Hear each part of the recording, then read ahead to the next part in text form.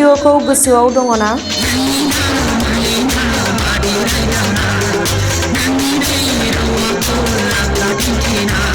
बै समनि नखरनि ज' लोगो नांनानै सावथुन नायनायखौ गोसोआव दङना?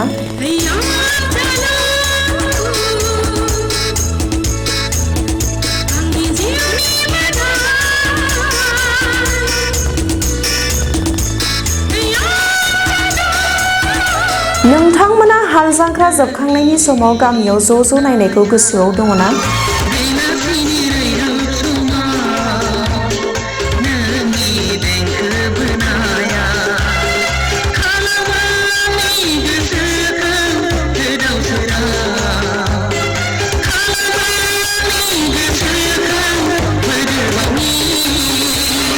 थारैनो बै समनि मुंदांखा बयजोंबो अनसायजानाय मेसेंनि रुवाथि सावथुननि बे हिर' गकुल चन्द्र बसुमतारीखौ गोबाव समनि उनाव मोखां बिजाबनि जोहै दिनैसो नुनो मोनबाय।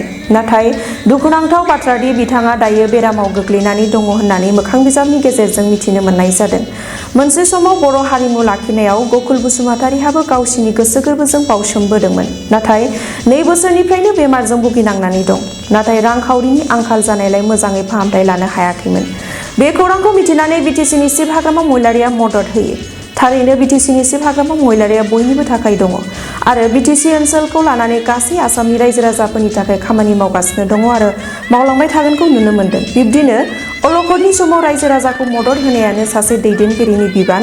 बे बिबान बादियैनो गकुल चन्द्र बसुमतारीया हार्ट, किडनि आरो मेगननि बेमाराव गोग्लैनानै फाहामथाय लानो हायैनि थाखाय 2 बोसोरनिफ्राय भुगिना थानांनायखौ मिथिनानै बिटिसिनि चिफ हाग्रामा महिलारिया फाहामथाय लानो थाखाय नोगोद 2,50,000 रां मदद होयो। बे मददखौ मोननो हानानै मेसेंनि रुवाथिनि हिर' गकुल बसुमतारीया गोजोननाय फोरमायदों।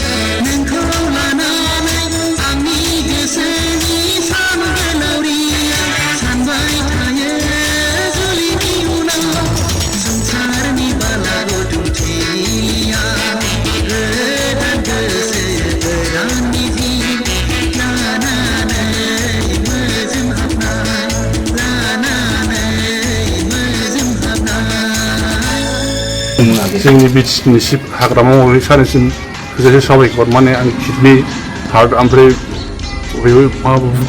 मेगननि माबाजों भुगिगासिनो दङ। बिदिनो 2 बोसोरसो जाबाय।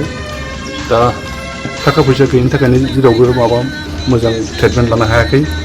दा सारा जुदि अननानै 2.5 लाख थाखा होदोंब्ला बे आंनि थाखाय जोबोद माबा साबायखर।